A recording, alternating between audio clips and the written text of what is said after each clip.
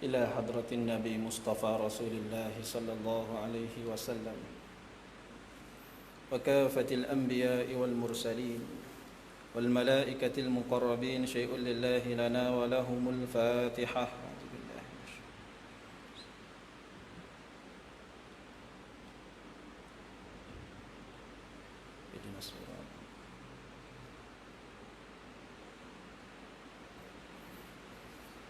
بسم الله الرحمن الرحيم. الحمد لله رب العالمين والعاقبة للمتقين ولا عدوان إلا على الظالمين، والصلاة والسلام على أشرف الأنبياء والمرسلين سيدنا ومولانا محمد المبعوث رحمة للعالمين وعلى آله وصحبه أجمعين. قال رب اشرح لي صدري ويسر لي أمري واحلل عقدة من لساني يفقه قولي. اللهم صل وسلم وبارك على سيدنا محمد فاتح لما أغلق والخاتم لما سبق ناصر الحق بالحق والهادي إلى صراطك المستقيم وعلى آله الحق قدره ومقداره العظيم. سبحانك لا علم لنا إلا ما علمتنا إنك أنت العليم الحكيم ولا حول ولا قوة إلا بالله العلي العظيم ولا حول ولا قوة إلا بالله العلي العظيم. السلام عليكم ورحمة الله وبركاته. Alhamdulillah, pertamanya marilah sama-sama memanjatkan syukur pada Allah Subhanahu wa taala, berikan kita kesempatan bersama-sama melaksanakan ibadah perintah Allah Subhanahu wa taala. Sembahyang fardu maghrib secara berjemaah sebaik-baik cara yang diajar oleh Rasulullah sallallahu alaihi wasallam.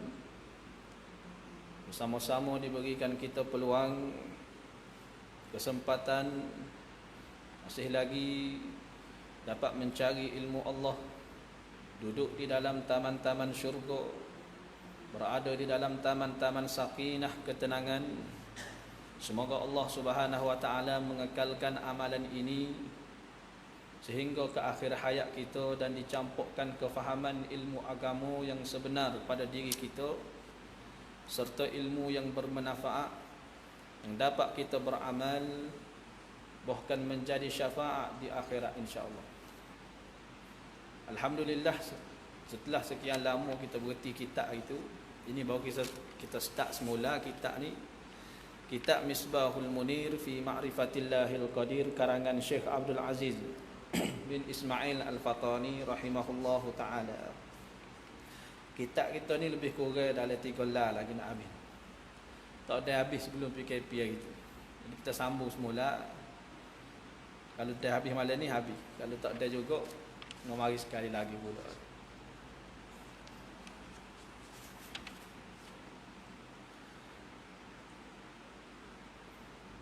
Qala musannif rahimahullahu ta'ala wa nafa'ana bi'ulumihi wa bi'ulumina fid darain amin ya rabbal alamin.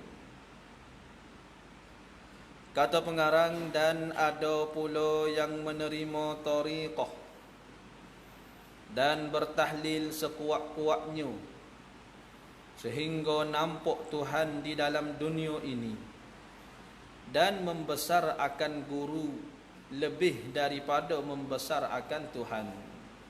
Ini sambungan perbicaraan benda yang berfaedah. Selepas daripada bicara bab sifat ketuhanan, bicara bab sifat kenabian, bicara tentang hukum akal, hukum syarak, hukum adab, lalu masuklah pada perbicaraan akhir kitab yang mana musannif mendatangkan faedah. Terlebih dahulu kita muzakarah dah faedah bab kalimah la ilaha illallah, kalimah berzikir, kalimah mengingati Allah. Lalu katanya musannif, dan ada pun yang menerima tariqah. Menerima tariq ni mana jalan. Menerima tariqah dan bertahlil tahlil dengan makna ucapan la ilaha illallah itulah. Sekuat-kuatnya sehingga nampak Tuhan di dalam dunia ini dan membesar akan guru lebih daripada Tuhan, maka adalah semuanya orang yang bertariqah, yang mengatik tahlil kuat sehingga nampak Tuhan dalam dunia. Mereka yang taksub, yang membesarkan guru, memuliakan guru lebih daripada memuliakan Allah Ta'ala, semuanya itu murtad, jadi kufur. Mereka itu orang yang membesarkan guru lebih daripada Tuhan, yang menerima tariqah sehingga mengatik siapa nampak Tuhan di dalam dunia. Ini semua orang yang telah kufur. Kenapa? Kerana orang yang mengatik, orang yang bertahlil, banyak mana ia bertahlil sekalipun tak akan nampak Tuhan di dalam dunia. Bahkan tak ada orang seorang pun yang akan dapat melihat Allah Ta'ala di dalam dunia. Sehingga Nabi SAW sendiri pun berlaku khilaf di antara ulama. Katanya Aisyah radhiyallahu anha, Nabi lihat dengan pandangan yang Allah Ta'ala buka, yakni pandangan mata lain. Bukan kata mata kepala begini, tidak. Tidak ada seorang pun yang mampu lihat Tuhan dalam dunia. Ibadat banyak sekalipun, dokah bangun semaya malam, bertahlil beribu-ribu, tidak akan nampak Tuhan di dalam dunia. Kerana itu ialah nikmat yang paling besar di akhirat. Nampak Tuhan ni nikmat yang paling besar di dalam syurga. Mana mungkin ia merasai di dunia. Sekiranya ada yang mendakwa, ada yang dakwa, ada yang kata saya telah melihat Tuhan di dalam dunia, maka orang ni ijmu' ulama mengatakan ia kufur. Bersalah dalam mimpi. Sekiranya pagi esok dia bangun tidur, bagi tahu pada sahabat dia, saya lihat Tuhan dalam mimpi semalam. Itu kata ulama harus berlaku. Fil manam, dalam mimpi tak ada masalah. Mimpi, bukan kata dengan mata. Sehingga mata kita ni tak akan dapat melihat Allah Ta'ala, tak mampu. Nabi Musa AS terkenal dengan kalimullah, orang yang berkhitab, bercakap-cakap dengan Allah Ta'ala, minta dengan Tuhan. Rabbi arini, hei Tuhanku, aku nak lihatmu. Apa kata Allah Ta'ala? Lam tarani, mu tidak akan dapat melihat aku ya Musa. Walakin zur ilal jabal, kalau mu nak lihat, mu pandang pada itu bukit. Fa in istaqarra makanahu, kalau bukit itu tetap pada tempat dia, fasaufa tarani, mu lagi dapat melihat aku. Mu akan dapat melihat aku. Kalau mu lihat bukit itu tetap, dirimu pun tidak berubah, maka mu akan dapat melihat aku. Bila mana Nabi Musa memandang pada itu bukit, lalu Allah Ta'ala jadikan bukit itu pecah. Bukan Allah Ta'ala nak tajalli di bukit. Allah Ta'ala tidak turun pada bukit, tidak bersifat turun, yakni sifat makhluk. Adapun Allah Ta'ala tidak turun, tidak menjelma, tidak. Semua itu makhluk. Bila mana Allah Ta'ala menjadikan bukit itu pecah, maka tersungkur Nabi Musa. Terkejutnya kehancuran bukit pesek. Bila mana bangun daripada pesek dia, sedar daripada pesek, dia kata, ya Allah, aku tidak mampu melihat. Melihat pada bukit pun aku tersungkur. Bagaimana nak melihat zat yang menjadikan bukit itu pecah? Tidak mampu ya Allah. Maka kita ni tidak mampu melihat Allah Ta'ala di dunia. Dan orang yang membesarkan guru lebih daripada Tuhan pun jadi kufur. Memuliakan guru lebih daripada memuliakan Allah. Orang panggil taksub, dakah taksub sehingga lupa segala-gala kewajipan Tuhan. Ada kadang-kadang orang mengatik, orang berzikir ni sehingga tinggal semaya, lupa Tuhan. Tariqah daripada guru yang sesat. Bila mana dia mengatik, guru dia kata, sampai kepada kamu dakah nampak Tuhan menjelma seumpama warna putih, kata dia. Maka dia taksub dengan guru dia, lupa pada Allah, tinggal pada kewajipan-kewajipan yang lain. Maka adalah semuanya itu murtad, jadi kufur mereka itu dengan ijmu'. Oleh itu wahai saudaraku, kata Musa ni, yang bertuhan kepada Allah Ta'ala dan penghulu kepada Nabi Muhammad sallallahu alaihi wasallam. Wahai saudara-saudaraku yang bertuhan kepada Allah Ta'ala, yang membuat Allah Ta'ala itu Tuhan, yang berpenghulukan Nabi Muhammad. Penghulu mana? Orang panggil Sayyidina, penghulu lah, bukan penghulu kapung. Kadang-kadang orang bertukar dengan penghulu kapung. Ya, satu pemuda ni dia nak akad nikah. Bila mana nak akad nikah tu imam tanya, siapa Tuhan kita? Dia kata Allah Subhanahu wa taala. Siapa penghulu kita? Dia kata penghulu kita Zakaria. Tukar dengan penghulu kapung. Penghulu kita katanya di dalam kitab-kitab dengan makna Sayyidina, penghulu kita, penghulu segala nabi, penghulu segala bashar, manusia, penghulu segala makhlukat, sekalian makhluk, yakni Nabi Muhammad sallallahu alaihi wasallam, termasuklah malaikat pun dikatakan penghulu semua. Wakil, penghulu, kepala. Diutuskan nabi-nabi, diutuskan Nabi Muhammad sallallahu alaihi wasallam kepada sekalian manusia dan jin, juga kepada malaikat. Cuma irsal mereka itu berbeza. Diutuskan mereka itu kepada manusia dan jin litaklif, untuk memberatkan. Nabi diutuskan kepada kita ni nak berat. Berat bagaimana?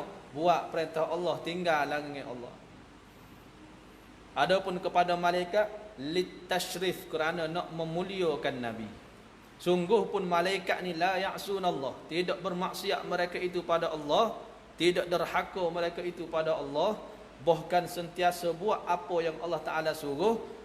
Akan tetapi mereka itu pun diutus juga Nabi Muhammad sallallahu alaihi wasallam kepada mereka. Itu kemuliaan Nabi sallallahu alaihi wasallam. Hendaklah kamu menjauhi daripada tarikan dan pengaruh mereka itu yang sesat. Jauhkan diri daripada mereka yang sesat. Dan hendaklah pula kamu mengetahui bahawa berzikir dan bertahlil itu suatu perkara yang sunat, yang dikerjakan akan perkara itu, berzikir itu, oleh ulama-ulama yang soleh selepas mereka itu melaksanakan kewajipan-kewajipan mereka itu. Berzikir, bertahlil, semua itu benda yang sunat. Kalau jadi masalah takut dikatakan bid'ah pula, itu masalah lagi. Ni duk peringkat benda yang sunat. Ulama melaksanakan buat perkara itu selepas daripada dia laksana kewajipan. Kewajipan mana? Seumpama kewajipan yang asas sekali kena Tuhan. Belajar menuntut ilmu agama. Ilmu bab ketuhanan, cari ilmu untuk makrifat pada Allah. Cari ilmu untuk makrifat pada Nabi. Cari ilmu untuk mengesahkan ibadat. Cari ilmu untuk menyebabkan terimanya ibadat seseorang. Lepas pada itu, baru laksana zikir-zikir, tariqah-tariqah untuk hampirkan diri pada Allah. Bukan kata terus, lepas daripada taubat, lepas daripada insah, ambil tariqah, ngati. Kadang-kadang, setengah-setengah golongan, bila mana dia kembali kepada orang panggil keinsafan, dia ambil tariqah untuk menghampiri, dekatkan diri, taqarrub ila Allah, maka dia mengati. Duduk dalam gelap, duduk berzikir, tinggal kewajipan kena Tuhan, tinggal kewajipan kena Rasul dan sebagainya, maka ini orang yang sesat, tipu daya oleh syaitan. Bila mana keinsafan, cari ilmu kena Tuhan. Asas sekali cari ilmu kena Tuhan. Dia ada step tangga dia. Bila mana step tangga lepas dah naik dah ke atas, barulah ambil amalan-amalan, mengatik, berzikir. Kadang-kadang orang bersohu dengan mengatik tariqah-tariqah. Dah kau bersohu dah. Dah kau mengatik situ, mengatik sini, bertahlil di situ, zikir tu, zikir ni. Tanya bab ketuhanan, bab kena Tuhan, tak tahu apa. Habis kira-kira. Kalau begitu, kita yang kurang serba-serbi ini, yang tak ada ilmu ni, hendaklah mendahului segala yang wajib daripada belajar akidah. Hendaklah kita dahulukan belajar bab ketuhanan, bab akidah, bab simpul hati, bab nak balik bertemu Allah, Sebab itu Nabi 13 tahun di Mekah tanam akidah di dalam hati para sahabat. Tak ajar lagi bab lain. Tanamkan akidah supaya mengesahkan Allah. Tanamkan akidah supaya mentauhidkan Allah. 13 tahun lepas pada tu baru turun syariat. Tu cara dah. Ada step dia, tangga dia. Belajar berakidah dan mengerjakan segala suruhan seperti semaya, puasa dan umpamanya, kemudian jelak dan celah. Juga di samping itu mengerjakan yang sunat-sunat supaya tidak terlalu rugi dan supaya membiasakan diri pada mengerjakan segala yang disuruh dan supaya tidak puas dan jemu. Kadang-kadang orang ni bila mana dia ibadat banyak telajak jadi jemu, jadi puas dah kok. Mana-mana puas dia stop, berhenti daripada istiqamah. Sebab itulah diceluh-celuh sahaja kata musannif. Cari ilmu hak penting, hak fardu ain dulu. Ni kadang-kadang belajar ilmu hak tak fardu ain mana. Tanya bab fardu ain tak tahu apa. Bab tak fardu ain, bab fardu kifayah tahu, mahir dan sebagainya. Tiba-tiba fardu ain tidak tahu apa. Ni bahaya dah. Bab semaya tanya bab rukun semaya tak tahu. Tanya bab syarat bagi rukun tidak tahu. Benda yang mengesahkan ibadat. Tanya bab puasa tidak tahu. Tanya bab zakat tidak ketahui. Tu panggil benda yang fardu ain, yang wajib diketahui bagi tiap mereka yang bergelar mukallaf. Dan jika kamu terlalu tekun dari diri kamu, kemungkinan kamu akan jemu, maka Allah pun jemu pada memberi balah kepada kamu. Sabda Nabi sallallahu alaihi wasallam, Inna Allah la yamallu walakin tamallu. Bahawa sesungguhnya Allah Ta'ala tidak jemu pada memberi pahala dan tetapi kamu terlebih jemu pada mengerjakannya. Kalau begitu janganlah kamu mendahului yang sunat-sunat daripada yang wajib. Bangun semaya malam habis ring pukul 3, pukul 4. Tapi majlis bab fardu ain, menuntut ilmu fardu ain, tak ada nampak muka.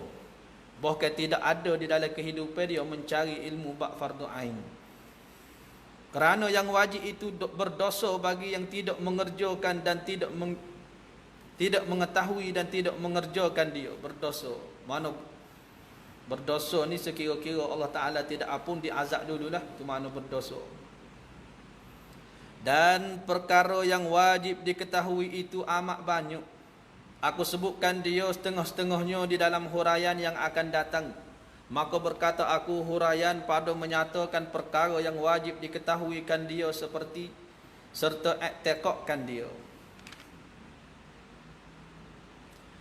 Bermula tiap-tiap barang yang didatangkan dia oleh Nabi kita Muhammad sallallahu alaihi wasallam daripada segala pekerjaan agama dan segala khabar-khabar yang mengkhabar ia Nabi dengan dia dengan pekerjaan agama, daripada perkara-perkara yang gaib dan sebagainya. Tiap-tiap perkara yang dikhabarkan oleh Nabi, sama ada perkara itu perkara yang gaib, umpama adanya pahala, adanya dosa, adanya syurga, adanya neraka, adanya malaikat kiraman katibin untuk mencatat amalan kita. Semua itu perlu kita ketahui dan i'tiqad, dia kata. Perlu ketahui dan i'tiqad. Kita ni orang mukmin. Bila mana orang mukmin, kita percaya dah malaikat ni ada. Daripada mana kita percaya malaikat ni ada? Adakah kita pernah lihat malaikat ni ada? Adakah kita ni pernah tengok tengah malam bangun tengok malaikat besar? Bagaimana kita boleh percaya malaikat ni ada? Golongan yang munafik, golongan yang kufur tidak percaya malaikat ada. Benda tak nampak dilihat, tak nampak tengok, bagaimana nak percaya? Tapi kita tak nampak tengok, kita percaya. Di mana sebab kita jadi percaya tu? Di mana sebab kita yakin malaikat ni ada? Kerak tekuk, kerak. Aku tetap yakin dengan pegangan malaikat ni ada. Di mana tempat kepercayaan yang boleh kita jadi percaya? Dengan sebab pokok pangkalnya. Takut pokoknya kita percaya Allah Ta'ala ni ada. Yakin sungguh-sungguh. Ime kejak sungguh Allah Ta'ala ni ada. Tiap-tiap apa yang difirman oleh Allah kata malaikat ni ada. Ya la ya'sunallaha ma amarahum, tidak bermaksiat mereka itu malaikat. Wa yaf'alu, perbuat mereka itu ma yu'marun, barang apa yang diperintah. Bila mana Allah Taala kata malaikat ada, Nabi pun mari khabar kata malaikat ada, maka kita pun percaya malaikat ada kerana pokoknya percaya pada Allah Subhanahu wa taala. Mereka yang tidak percaya malaikat ada kerana asal pokoknya tidak percaya pada Allah Taala. Semuanya wajib atas tiap-tiap mukallaf menerima serta i'tiqad dan mengaku di dalam hati dengan sungguh sekalian itu. Maka wajib atas tiap-tiap mukallaf beriman dan mengaku di dalam hati dengan tentu sungguh. Ada bagi Allah Ta'ala beberapa banyak rasul-rasul dan nabi-nabi alaihi mussalatu wassalam. Wajib kita i'tiqad nabi-nabi Allah, rasul-rasul Allah ni banyak. Banyak mana? Setengah ulama kata tak dapat nak kira. Banyaknya nabi-nabi, banyaknya rasul-rasul. Setengah kata bilangnya nabi-nabi 124,000. Itu yang qaul mengatakan isbat, meletakkan tetap orang panggil bilangnya. Ada qaul kata tak ada bilangnya, banyak sangat, tak boleh nak kira. Ada yang kita tidak ketahui kalangan mereka itu nabi, tapi tidak diketahui. Hanya Allah Ta'ala sahaja yang tahu. Cuma wajib kita i'tiqad nabi-nabi Allah, rasul-rasul Allah sangat banyak tu secara ijma'. Ada pun 25 yang disebut di dalam Quran. Maka iaitu wajib atas tiap-tiap mukallaf mengetahui kan dia kan 25 tu dengan tafsir satu-satu. Dan iaitu 25 tu Adam, Idris, Nuh, Hud, Saleh, Ibrahim, Lut, Ismail, Ishaq, Yaqub, Yusuf, Ayub, Syuaib, Harun, Musa, Ilyas. Di sini dia kira Ilyasak dulu. Zulkifli, Daud, Sulaiman, Ilyas, Yunus, Zakaria, Yahya, Isa dan Muhammad sallallahu alaihi wasallam. Dan yang lebih tinggi pangkat mereka itu nabi-nabi itu ialah nabi kita Muhammad sallallahu alaihi wasallam. Hak paling tinggi pangkat. Paling tinggi, paling mulia.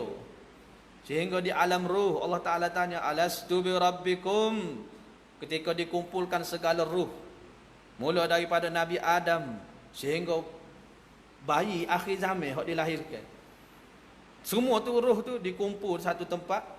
Ditanya Allah Ta'ala, alastu bi rabbikum, adakah aku ni Tuhan kamu? Lalu menjawablah ruh yang diketuai ruh Nabi Muhammad sallallahu alaihi wasallam. Qalu bala syahidnya, berkata mereka itu, bahkan ya Allah, kami menyaksi, menunjukkan Nabi Muhammad sallallahu alaihi wasallam pangkat darajat yang paling tinggi, lebih tinggi daripada darajat syurga, lebih tinggi daripada darajat neraka, lebih tinggi daripada darajat para malaikat. Itu Nabi Muhammad sallallahu alaihi wasallam, kekasih Allah. Baik, itulah bila mana kita ni menjadi umat kepada Nabi yang paling tinggi darajat, kita kena berasa syukur. Rasa syukur yang teramat menjadi umat kepada Nabi yang paling tinggi darajat. Kita adanya orang panggil lain, ataupun kita kata orang yang mengejah, kebo, yang paling hampir dengan orang, dengan Allah Subhanahu wa taala. Berasa molek, berasa syukur. Mana mungkin makhluk manusia masuk ke dalam syurga melainkan umat Nabi Muhammad dulu masuk. Allah Ta'ala memuliakan umat Nabi Muhammad kerana Nabi Muhammad sallallahu alaihi wasallam. Tidak ada doa daripada nabi-nabi yang lain yang diterima oleh Allah di akhirat melainkan doa Nabi Muhammad sallallahu alaihi wasallam. Bila mana kita tahu kita ni umat Nabi yang dimuliakan oleh Allah, wajib bagi kita mensyukuri dan mengingati serta menyayangi Nabi Muhammad sallallahu alaihi wasallam dengan sesungguh-sungguh saya, sungguh-sungguh rindu, sungguh-sungguh cinta pada Nabi. Sehingga Nabi ajar pada kita, allimu auladakum salasatu khisalin, ajarkan kepada anak-anakmu 3 perkara. hubbu nabiyyikum, kasih kepada nabi kamu, wa hubbu ahluhu, kasih kepada ahli keluarganya, wa tilawatul Quran, dan ajarkan mereka baca Quran.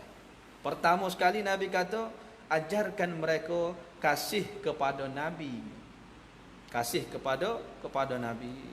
Kerana nikmat yang paling besar menjadi umat Nabi Muhammad sallallahu alaihi wasallam.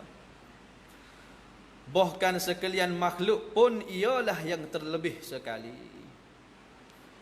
Dan pangkat yang kedua lepas daripada Nabi Muhammad sallallahu alaihi wasallam, pangkat yang kedua Nabi Ibrahim, orang yang banyak terima ujian ni, Nabi Ibrahim alaihi salam. Nabi Ibrahim, orang yang banyak terima ujian. Dan yang ketiga Nabi Musa. Dan yang keempat Nabi Isa. Nabi Isa, Nabi Isa pun banyak terima ujian. Nabi Isa didakwa oleh mereka mengatakan telah dibunuh, disalib. Sedangkan Allah Ta'ala kata dalam Quran tidak dibunuh dan tidak disalib. Bahkan Allah Ta'ala menyerupakan Nabi Musa dengan seseorang manusia dan mereka membunuh akan manusia itu. Wa ma qataluhu wa ma salabu walakin syubbiha lahum. Tidak dibunuh Nabi Isa, tidak disalib Nabi Isa, akan tetapi diserupakan seseorang manusia dengan Nabi Isa dan membunuhlah mereka-mereka yang membenci, puak-puak Yahudi lah, membenci Nabi Isa, lalu ditangkap oleh askar orang yang Allah Ta'ala serupakan Nabi Isa dengannya, lalu dibunuh orang itu. Nabi Isa akan turun di akhir zaman. Tidak akan berlaku hari kiamat, melainkan Nabi kata turun dulu anak anak Maryam, yakni Nabi Isa alaihi salam, menasahkan akan agama-agama yang terpesong. Dia bukan menasahkan agama Nabi Muhammad sallallahu alaihi wasallam. Nabi Isa turun beramal semaya berjemaah sama, beramal puasa, zakat, semua tu, tetapi dia menasahkan akan agama-agama yang dipesong oleh puak-puak Yahudi dan puak-puak Kristian, mematahkan salib-salib mereka. Itu Nabi Isa. Dan yang kelima Nabi Musa, Nabi Nuh. Nabi Nuh, setengah ulama kata 950 tahun. 950 tahun berdakwah, mengajak orang kepada Islam, mentauhidkan Allah. Hanya pengikut 80 orang. Sehingga Allah Subhanahu wa taala menyuruh Nabi Nuh membuat bahtera di atas, menanam satu pokok. Bila mana pokok itu besar, belahlah pokok, buat bahtera, buat kapal besar. Buat kapal besar. Kata pengikut-pengikut, katanya orang-orang yang mengejek Nabi Nuh alaihi salam, Nuh ni gila. Orang buat kapal di tepi-tepi laut, dia buat kapal di atas bukit. Buat kapal di atas bukit, lalu datanglah orang nak mengejek, nak menghina Nabi Nuh. Datang orang seorang, dia buat apa? Dia datang masuk naik di atas kapal Nabi Nuh, dia buai. Buai di atas kapal Nabi Nuh. Hak ni buaya kecil, hak ni buaya besar. Ramai golongan kaum Nabi Nuh pada ketika itu menghina, mengejek Nabi Nuh alaihi salam, sehingga orang yang buta pun juga nak menghina, nak orang panggil mempersendakan Nabi Nuh, naik juga atas kapal. Buta dah, jalan buta bergagal naik atas kapal. Bila mana naik atas kapal, nak buang air juga dah dianya. Nak buang air juga. Bila mana dia naik di atas kapal Nabi Nuh, terpijak najis yang telah dibuat oleh orang sebelumnya, licin jatuh berlumuran, habis pada tubuh dia najis. Lalu dia gagal raba-raba pergi ambil stokor, buat dengan tangan, sapu di muka. Dia sapu di muka, boleh celik mata, jadi makjung pula. Bila mana boleh celik mata, boleh dapat melihat semula, turunlah si buta tadi, bagi tahu pada kaum Nabi Nuh ada makjung di atas kapal Nabi Nuh. Orang pelik, orang buta boleh celik, semua pakat naik. Naik di atas kapal, ambil pokok, bersih semula, cuci ke semula najis-najis yang ada di atas kapal Nabi Nuh, bersih semula, licin. Lepas daripada itu didatangkan banjir besar, turun daripada langitnya air, keluarnya daripada buminya air, tenggelam sekalian. Yang mengecewakan anak Nabi Nuh. Walaupun anak tidak mengikut Nabi Nuh alaihi salam. Ini menunjukkan bahawa anak tidak mewarisi akan keimanan. Anak tidak mewarisi keimanan seorang bapa. Ini nabi-nabi yang diterima banyak ujian lah. Yang dinamakan sekalian itu ulul azmi. Artinya yang mempunyai banyak susah dan banyak sabar. Dan yang lain-lain itu berlebih kurang pangkat mereka itu, yang tak dapat kita tafsirkan dia berlebih kurang. Hak lain, nabi-nabi yang lain lebih kurang. Ada yang tinggi, ada yang rendah sedikit. Dan setengah daripada yang jadi nabi itu Sayyidina Khidir. Nabi Khidir setengah jadi nabi kata ulama. Dan Khalid ibn Sinan dan Hanzalah, setengah ulama kata nabi. Dokah Khidir, Malik ibn Sinan, Khalid ibn Sinan, Hanzalah bin Safwan. Dan semuanya yang tersebut itu, apabila disebutkan dia, nescaya ia tahu dan mengaku ia di dalam hatinya, hati mukallaf, dengan sungguh jadi nabi, dan tidak wajib atas mukallaf menghafazkan dia. Tak wajib. Hafal 25 rasul ni, 25 nabi ni tak wajib. Cuma wajib bila mana kita sebut nama ni, dia ni nabi. Ya, saya yakin dia ni nabi. Itu fardu ain. 25 tak ingat tu kaptaki manusia, tapi bila mana orang kata ni nabi kau, ya nabi. Yakin sungguh, yakin sungguh. Tetapi jika ia hafal juga, maka iaitu terlebih baik daripadanya. Dan setengah daripada yang wajib iktikad bahawa jadi nabi, daripada semata-mata kehendak Allah, tak dapat bagi siapa-siapa yang berusaha walau dengan sekuat-kuat usaha sekalipun. Nak jadi nabi ni tak akan dapat. Orang jadi nabi ni laki-laki, insanun zakarun hurrun min bani Adam uhiya ilaihi bi syar'in. Seorang laki-laki, seorang manusia, tidak kalangan malaikat, tidak kalangan jin, mesti daripada kalangan manusia. Laki-laki tidak daripada perempuan nabi. Hurun, orang yang berdehaka, tidak daripada golongan hamba. Min bani Adam, daripada anak cucu Nabi Adam alaihi salam, uhiya ilaihi bi syar'in, diwahyukan kepadanya hukum syarak. Dan orang ni diperintah ataupun dipilih, terpilih daripada pilihan Allah Subhanahu wa taala. Tidak boleh kita usaha nak jadi nabi, tidak boleh. Adapun jadi wali boleh, dengan banyakkan ibadat, dengan banyakkan bersihkan hati.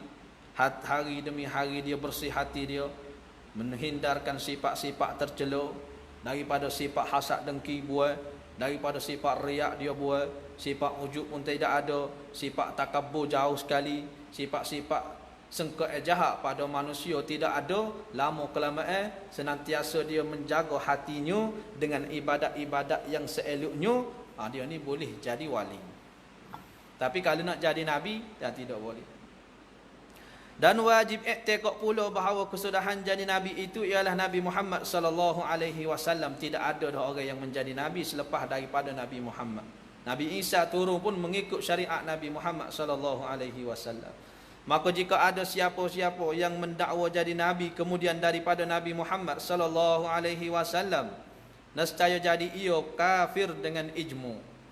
Dan wajib iktikad dan mengaku di dalam hati akan ada bagi Allah Ta'ala beberapa kitab yang diturunkan atas beberapa rasul. Setengah daripadanya Taurah, setengah daripadanya Taurah bagi Nabi Musa, dan Injil bagi Nabi Isa, dan Zabur pada Nabi Dawud, dan yang akhir sekali Al-Quran bagi Nabi kita Muhammad sallallahu alaihi wasallam. Dan wajib iktikad dan mengaku di dalam hati bahawa ada bagi Allah Ta'ala beberapa banyak malaikat, iaitu satu makhluk daripada makhluk Allah Ta'ala, yang dipeliharakan dia malaikat ni daripada mengerjakan maksiat dan kedosaan, dan tidak bersifat mereka itu dengan sifat-sifat manusia. Malaikat tidak bersifat dengan sifat manusia, makan, minum, orang panggil beranak dan sebagainya, tidak. Semua dalam keadaan ibadat pada Allah. Ada dalam keadaan qiyam, berdiri, dalam keadaan rukuk, dalam keadaan sujud, dalam keadaan bertasbih pada Allah Subhanahu wa taala. Ibadat pada Allah semata. Tu malaikat. Banyak mana? Lebih banyak daripada bilangan bintang di langit. Bintang di langit tu kita nak kira tak boleh dah banyak sangat. Malaikat banyak lagi daripada bintang di langit. Dan mereka itu sangat banyak. Tidak diketahui bilangannya melainkan Allah Ta'ala sahaja. Tetapi yang wajib dibilangkan dia dengan tafsir itu 10. Iaitu Jibril, Mikail, Israfil, Israel, Raqib, Atid, Munkar, Nakir, Malik dan Ridwan. Dan wajib iktikad bahawa syariat Nabi kita, yakni undang-undang Nabi kita ni, mansuhkan akan sekalian syariat dan undang-undang bagi segala rasul-rasul yang dahulu. Nabi Muhammad sallallahu alaihi wasallam disuruh, diperintah, diturunkan, diutuskan bahawa memansuhkan segala undang-undang syariat nabi-nabi terdahulu. Syariat Nabi Isa, syariat Nabi Musa, bawa undang-undang baru hingga hari kiamat. Dan wajib iktikad bahawasanya Nabi kita itu daripada bangsa Quraisy. Wajib iktikad Nabi ini daripada bangsa Quraisy, bangsa yang paling mulia atas muka bumi, bangsa Quraisy. Bangsa Quraisy. Dan bangsa Arab. Begitu juga bangsa Arab, bangsa yang mulia. Dan namanya, nama Nabi kita Muhammad bin Abdullah bin Abdul Muttalib bin Hashim bin Abdul Manaf bin Qusay bin Kilab bin Murrah bin Ka'ab bin Lu'ay bin Ghalib bin Fihrin bin Malik bin Nadir bin Kinanah bin Khuzaimah bin Mudrikah bin Ilyad bin Ibnul Yas bin Muhdar bin Nizar bin Ma'din bin Adnan. Itu di sebelah ibu pula. Dan ibunya Aminah binti Wahab bin Abdul Manaf bin Zuhrah bin Kilab hingga akhir. Mana bersambung sanad ayah Nabi Abdullah tu bersambung pada Kilab. Dan Abdul Manaf di sebelah ibu dan itu sepupu dengan Abdul Manaf sebelah bapa. Dia tidak bersambung di Abdul Manaf. Abdul Manaf sebelah ibu, Abdul Manaf sebelah bapa, sepupu. Bersambung pada Kilab.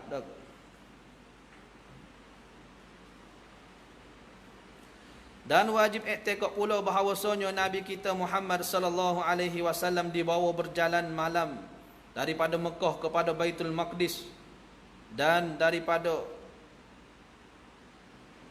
daripadanya kepada langit yang 7, daripada Baitul Maqdis kepada langit yang ke-7 dan kepada Sidratul Muntaha, kepada Arash dan kursi dan kepada Mustawa. Kemudian melihat ia akan Tuhan dengan keadaan berkaifiah dan berkata-kata yang dia oleh berkata-kata akan dia oleh Tuhannya, dan difardu ke atasnya sembahyang 5 waktu dan beberapa banyak lagi daripada perkara yang wajib diketahuikan dia, serta iktikad setengah daripadanya wajib atas mukallaf mengetahui bahawasanya tiap-tiap yang bernyawa itu pasti mati, dan wajib iktikad bahawa manusia itu akan dibangkit hidup kembali. Summa innakum yaumal qiyamati tub'atsun. Panjang lagi. Kita ajak nak perhabis dah malam ni. Kita perhabis perenggan ni.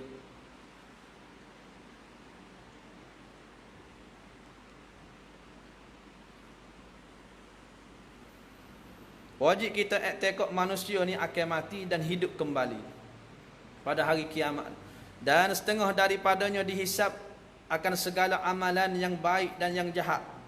Panggil mizan, timbangan amal. Wajib kita iktikad adanya timbangan amal, dan setengah daripadanya timbangan akan segala amalan, dan setengah daripadanya wajib iktikad bahawasanya lalu sekalian manusia itu di atas jambatan siratal mustaqim. Wajib kita iktikad adanya jambatan sirat yang naiknya 500 tahun perjalanan, mendatangnya 500, turun pula 500.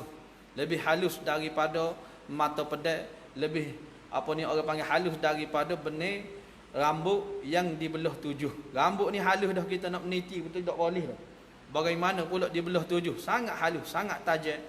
Bergantung pada amalan. Bergantung pada amalan. Di setiap apa ni orang panggil tiap-tiap masa di mahsyar, di mizan, di sirat, sekiranya manusia hamba itu banyak berselawat kepada Nabi, ada pertolongan Nabi. Lepas Nabi menunggu di hisab, Nabi menunggu di mizan, Nabi menunggu di sirat. Bila mana kita senantiasa mengingati Nabi, Nabi kata mereka yang paling banyak berselawat kepadaku, mereka itulah yang paling hampir dengan aku. Orang yang paling dekat dengan Nabi di akhirat, di mahsyar, di mizan, di sirat, orang yang paling banyak berselawat mengingati Nabi sallallahu alaihi wasallam. Sirat yakni jambatan yang dibentang di atas mulut neraka. Dan setengah daripadanya syurga dan neraka telah pun adalah, dan kedua-duanya itu sudah ada sekarang ini. Dah semua syurga neraka tu sudah ada. Kita berhenti risaulah. Setengah tu syurga dan neraka ni telah ada sekarang ni. Ada golongan yang mengatakan syurga dan neraka tidak ada lagi. Allah tak buat lagi syurga neraka, tidak. Sudah pun telah pun ada. Telah pun ada syurga dan neraka. Wasari'u ila maghfiratin mir rabbikum wa jannatin arduhas samawati wal ard uiddat lil muttaqin. Digunakan perkataan uiddat. Kalimah bahasa Arab uiddat fa'il madi. Fa'il madi masa yang telah lalu. Bila mana Allah Taala kata masa yang telah lalu, syurga dan neraka telah pun ada, yang lebih luas daripada 7 tala langit dan 7 tala bumi. Mana syurga dan neraka ni telah pun ada sekarang lalu ni. Menolak faham Mu'tazilah, menolak faham Khawarij, menolak faham Jabariyah, semua mengatakan Qadariyah, semua mengatakan Tuhan syurga dan neraka belum ada, kerana mereka berpegang dengan kaedah tiap-tiap benda yang belum diguna pakai, Allah Taala tidak buat. Syurga neraka Allah Taala buat dah, tak ada guna dia kata. Tak ada kata masuk dah dalam syurga, tak ada masuk dah dalam neraka, belum buat. Apabila Allah Taala nak buat ketika berlakunya hari kiamat. Itu puak-puak golongan yang sesat. Adapun ahli sunnah, syurga dan neraka telah pun ada sekarang ini. Dia bertempel dia duduk di sisi, katanya Nabi sallallahu alaihi wasallam, di sisi Sidratul Muntaha. Di sisi Sidratul Muntaha itu syurga.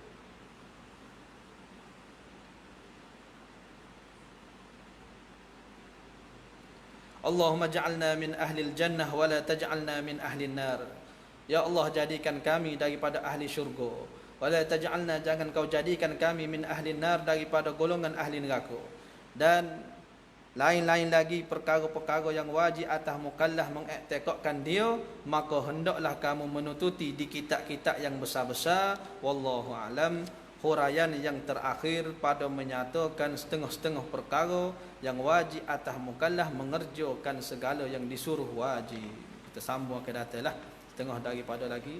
Wallahu a'lam wa ilmuhu wa atam.